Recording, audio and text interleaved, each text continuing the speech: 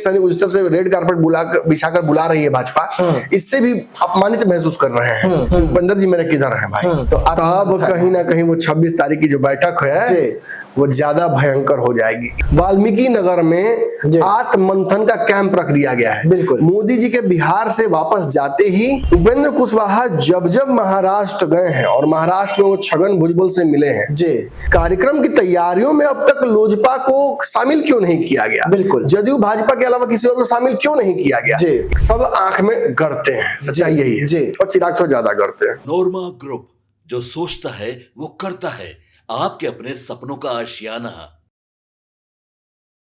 नमस्कार, आप देख रहे हैं जांच पड़ताल और मैं विकास सिंह आपके साथ। चिराग पासवान के बाद अब कुशवाहा भिड़े हुए हैं एनडीए में। हर रोज नए नए विवाद से क्या एनडीए तेजस्वी यादव को जीत की ओर बढ़ा रही है और एनडीए में जो इस वक्त दरार है इसका फायदा 2025 विधानसभा चुनाव में तेजस्वी यादव को मिल जाएगा और तेजस्वी यादव बड़े आसानी से सीएम कुर्सी पर बैठ जाएंगे, क्योंकि एनडीए में इस वक्त हर रोज नए नए जो है वो मांगे रख दी जा रही है बीजेपी के सामने और इन मांगों से अब बीजेपी भी परेशान हो गई है। तो इसी खबर पर आज हमारे डॉक्टर साहब पहले खबर की जांच और पड़ताल करेंगे, उसके बाद आपको सटीक बीमारी बताएंगे कि एनडीए में हुआ क्या कुछ है। तो सीधा हम अपने डॉक्टर साहब के पास चलते हैं। सर, एनडीए में पहले चिराग पासवान ने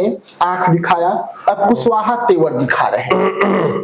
तेवर ही नहीं दिखा रहे हैं, मतलब एक तरफ ये लोग एनडीए गठबंधन से महागठबंधन में इंटरफेयर करने की, इन्फिल्ट्रेट करने की, वहां का विकेट गिराने की बात करते हैं कि मुकेश सहनी को हम इस तरफ कर लेंगे, और दूसरी तरफ इनके अपने दल ही संभल नहीं रहे इनसे। चिराग पासवान की अपनी डिमांड्स, नीतीश कुमार को अपना डर कि कहीं महाराष्ट्र वाला खेल ना कर दे, सीटों को लेकर टस से मस नीतीश भी नहीं हो रहे हैं। यही हाल चिराग पासवान का भी है। माझी की डिमांड्स इतनी बड़ी हैं कि वो समझ पाना संभव भी नहीं है, वो मान पाना भाजपा के लिए। और उन्होंने तो अगर ये पहलगाम वाली घटना नहीं होती तो उनकी मुलाकात भी होने वाली थी अमित शाह से, जो कि टल गई। खैर, एक चीज जो नहीं टलेगा वो है बिहार में मोदी जी का रैली जो आज होने वाला है जी। इसको लेकर ये संभावना भी जताई जा रही है कि इस रैली में मोदी जी के, क्योंकि अब तक तो केवल भाजपा और जदयू ही इस रैली की तैयारियों में दिखी है जी, तो ये भी इसमें संशय लगाया जा रहा था कि भाई हो सकता है जो बाकी तीन दल हैं इनको न्योता ही ना मिला हो। सच्चाई यही निकला जी, तीनों दलों को इसको लेकर कोई भी न्योता या ऑफिशियल कह सकता है पत्र नहीं जारी किया गया जी। जबकि केंद्र में मंत्री चिराग पासवान भी हैं और माझी जी भी हैं, लेकिन दोनों दलों को क्यों इग्नोर किया गया? जदयू और भाजपा मिलकर क्या मोदी जी को हाईजैक करना चाहते हैं बिहार में? क्या जदयू भाजपा में एक अघोषित सा गठबंधन हो गया है, या अब कमल ही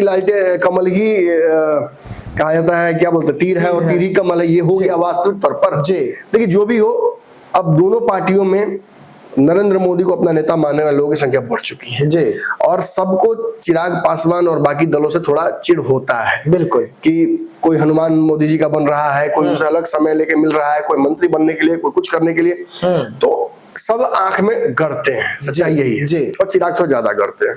तो चिराग ने तो जेपी नड्डा से मुलाकात कर ली और हमें ये जानकारी मिल गई कि आज के मंच पर मोदी जी के साथ वो होंगे जी।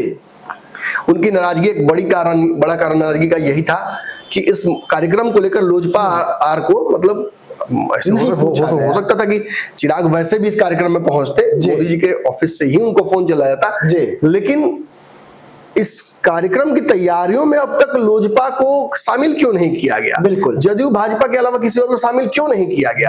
इसको लेकर केवल लोजपा में ही चिंता नहीं है, माझी जी भी इसी कारण से मिलने जा रहे थे जी। और उपेंद्र कुशवाहा तो इतने नाराज हैं अंदर अंदर कि वो बोल ही नहीं रहे, उन्होंने चुप्पी साध ली है। और एक मैं बहुत बड़ी बात आपको बताने जा रहा हूँ दर्शकों जी, उपेंद्र कुशवाहा की अगली राजनीति को जितना तगड़ा मैंने पकड़ा है कालांतर में, आपको इस बात पर विश्वास होना चाहिए कि जो मैं बोल रहा हूँ अब, उपेंद्र कुशवाहा जब महाराष्ट्र गए हैं और महाराष्ट्र में वो छगन भुजबल से मिले हैं जी, जिसकी तस्वीर मैं आपको दिखा रहा हूं, आप देख लीजिए कि छगन भुजबल से उनकी मुलाकात फिर हुई है। अब भैया कि इससे कोई बड़ी बात हो जाती है, जितनी बार वो मिले हैं छगन भुजबल से, उतनी बार गठबंधन बदला है, पार्टी विलय की है, पार्टी बनाई है, या कोई बड़ा फैसला लिया है जी। और एक बार फिर से छगन भुजबल से उनके राजनीतिक गुरु हैं जी, प्रेरणा वहीं से प्राप्त करते हैं जी। और पूरे देश के जो पटेल कुर्मी कुशवाहा समाज है उसके एक बड़े नेता वो हैं, महाराष्ट्र की राजनीति के भी बड़े नायक हैं, पूर्व मुख्यमंत्री भी हैं। कहीं ना कहीं फिर उनकी मुलाकात एक इशारा जरूर है भाजपा को जी। और इतना ही नहीं, 26, 27, 28 3 दिन वाल्मीकि नगर में आत्ममंथन का कैंप रख दिया गया है। बिल्कुल। मोदी जी के बिहार से वापस जाते ही आरएलएम आत्ममंथन में लग जाएगी। मतलब देखिए, हो सकता था ये आत्ममंथन पहले भी कर ले जी, आजकल कर लेते हैं जी। मतलब मोदी जी बिहार आते, देखिए कहने का मतलब कि बाकी भाजपा और जदयू और उसके नेता से उनको फर्क नहीं पड़ता है, किसी को फर्क नहीं पड़ता, चिराग को भी उनको भी, वो क्या रवैया रखते हैं, बुलाते हैं कि नहीं बुलाते हैं, आते हैं कि नहीं आते। लेकिन अगर मोदी जी भी आए और नहीं खोजेंगे मंच पर, भूपेंद्र जी मेरे किधर है भाई, तो तब कहीं ना कहीं वो 26 तारीख की जो बैठक है वो ज्यादा भयंकर हो जाएगी। इसीलिए मैं कह रहा हूं कि उपेंद्र कुशवाहा ने भी अपना एक तरीके से मैं कहूंगा गुस्सा दिखा दिया है, यह एहसास करा दिया है कि हम भी इस गठबंधन में हैं, और अगर चिराग पासवान धमकी दे सकते हैं या हड़का सकते हैं या फ्लेक्स कर सकते हैं अपना पावर, तो हम भी बैठने वाले नहीं हैं जी। हम भी धकियाने से आपके धकियाने वाले मोड में नहीं चले जाएंगे, हम भी लड़ सकते हैं, अड़ सकते हैं, और एक बड़ा वोट बैंक हमारे पास। मैंने आपको कहा भी आज की उपेंद्र कुशवाहा को ये भी इस बात का भी डर है जी कि सम्राट चौधरी को आगे करके ये लोग ये एहसास कराने की कोशिश करेंगे कि भाई देखिए उपेंद्र कुशवाहा जी आप हैं, हम जरूर नेता कुशवाहा समाज के, लेकिन हमारे पास भी एक बड़ा नेता हो गया है। और धीरे धीरे होता क्या है कि उपेंद्र कुशवाहा सम्राट चौधरी को आगे करने के चलते एक पावर शिफ्ट होने लगता है, क्योंकि डिप्टी सीएम है ना। अभी उपेंद्र कुशवाहा क्या है, राज्यसभा में सांसद है जी, मंत्री भी केंद्र में नहीं बने, बिल्कुल। तो कहीं ना कहीं उनको उम्मीद ये थी कि मंत्रिमंडल विस्तार अब तक हो जाएगा और उन्हें केंद्र में मंत्री बना दिया जाएगा, तो वहां भी नहीं मिला। खबरें भी आ रही है कि 6 सीटें ही मिलेंगी, तो कहीं भी उपेंद्र कुशवाहा को आराम नहीं मिल रहा है। और रही बात अभी कुछ दिन पहले ही फिर कहूंगा कि मुकेश सहनी उस तरह से रेड कारपेट बिछाकर बुला रही है भाजपा, इससे भी अपमानित महसूस कर रहे हैं कि एक तरफ हमें देने के लिए सीटें नहीं है और उनको बुला के हम आप सीट देने की बात कर रहे हैं, उसके लिए है आपके पास सीट। तो ये भी कहीं ना कहीं अपमानजनक लग रहा होगा। इस तरह की राजनीति वो करते नहीं है उपेंद्र कुशवाहा जी, विष पीने के लिए तैयार रहते हैं। उनका पिछला भी 19 का बयान देखिए, 20 का बयान देखिए, लेकिन ड्रास्टिक मेजर्स भी लेना जानते हैं जी। पिछले चुनाव में तीसरा मोर्चा बना दिया था, बिल्कुल, और बहुत प्रभावी हुआ था जी, 5-6 विधायक जीते थे उसमें जी। तो ऐसी स्थिति में क्या फिर से एक बार अपने आप को साबित करने के लिए फिर माता सीता की तरह धरती फाड़ के उनको अंदर समाना पड़ेगा, क्या करना पड़ेगा? उपेंद्र कुशवाहा इसी को लेकर मंथन कर रहे हैं। सब कुछ डिपेंड करेगा भाजपा और उनके सहयोगियों के द्वारा, खासतौर पर जो बड़ी सहयोगी है जदयू, इसके रवैये पर, और मोदी जी के कल के कार्यक्रम, जो आज के कार्यक्रम में, माफ कीजिएगा, इस कार्यक्रम में कैसी उपस्थिति होती है सहयोगी दलों की, खास तौर पे आरएलएम की जी। इसको लेकर चूंकि मांझी जी और चिराग पासवान जा रहे हैं, इसका हमें कंफर्मेशन मिल चुका है जी। उपेंद्र कुशवाहा को लेकर कोई कंफर्मेशन नहीं आया है, इसलिए हम भी इंतजार में बैठे रहेंगे कि होता क्या है, देखा जाए। लेकिन उपेंद्र कुशवाहा के पास क्या बिहार में उतनी ताकत बची हुई है? क्योंकि वो तो अभी 27-28 सीटों पर चुनाव लड़ने की तैयारी है उनकी जी। उस सीट पर वो कह रहे हैं कि हम चुनाव तो लड़ेंगे। देखिए एक और बात है ना, मैं कहूंगा पिछले चुनाव में जिस तरह से उपेंद्र कुशवाहा के साथ खेल हुआ था, खेल तो हुआ था ना जी, उस खेल के बावजूद अगर आज वो एनडीए में है तो अब कितना ईमानदारी साबित करे, आपको गर्दन कटवा ले। उपेंद्र कुशवाहा, और अगर हम आरा के सांसद की बात करें आरके, तो इन्होंने भी कहा तो मुखर होकर बोल रहे हैं हमारे साथ धोखा हुआ, उतना भी उपेंद्र कुशवाहा नहीं बोले जी जी। तो आप सोचिए कि वो चुप रहकर कितना इज्जत बचा रहे हैं जी। अब वही कह रहे हैं कि उपेंद्र कुशवाहा ऐसे नेता नहीं है कि वो इतना अग्रेसिव बयान दे दें और उस तरह की बहाल की बात कर दें या प्रेशर पॉलिटिक्स में क्या कोशिश करें, लेकिन मैसेज तो दे ही सकते हैं। और उनके इस मंथन शिविर का जी मैसेज, एक मंथन शिविर का मोदी जी के कार्यक्रम के एक दिन बाद ही होना, ये इस बात का स्पष्ट परिचायक है कि बड़ा खेल बिहार की राजनीति में हो सकता है। एनडीए जहां दल बढ़ाने की चिंता में लगा हुआ है, जुगाड़ में लगा हुआ है, वहीं उसको अब इस बात की चिंता ना हो जाए कि 1-2 दल घसक जाए यहाँ से। तो उपेंद्र कुशवाहा का जाने का संभावनाएं बन रहे हैं महागठ, तो जाएंगे तो किसकी ओर, महागठबंधन?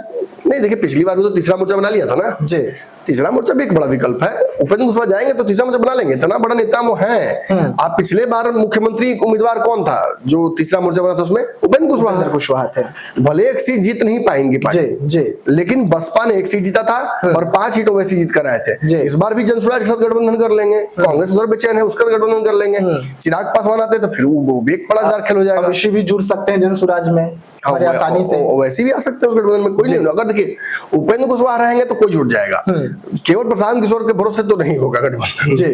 तो एक बड़ा कहीं ना कहीं डर है, उस डर को समझना होगा। अब देखिए मुकेश सहनी को जिस तरह से बुला लिया लालू जी ने, तो हो सकता है कि माजी इनको उपेंद्र कुशवाहा को ही बुला ले।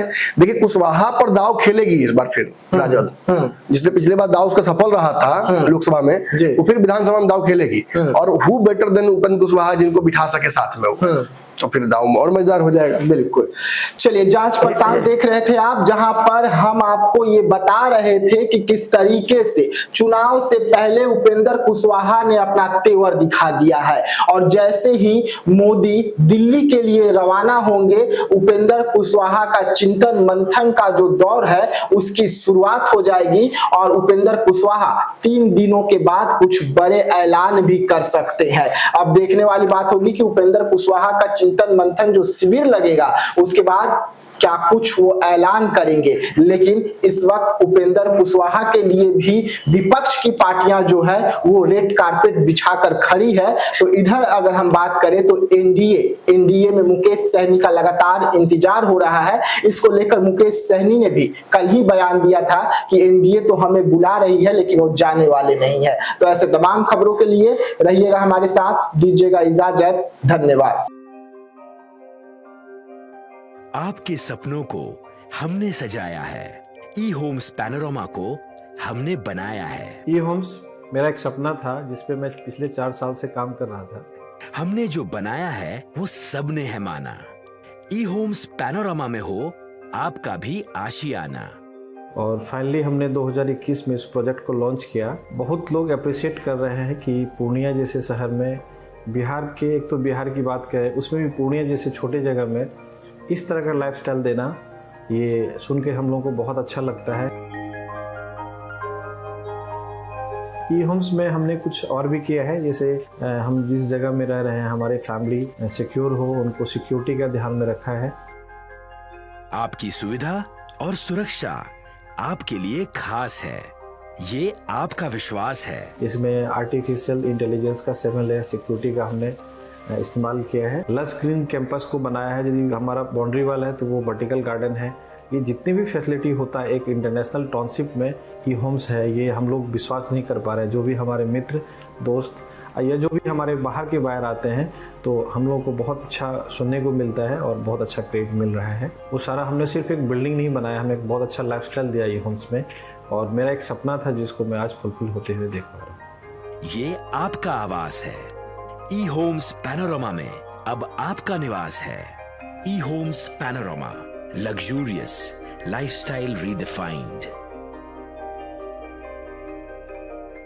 पनोरमा ग्रुप, जो सोचता है वो करता है।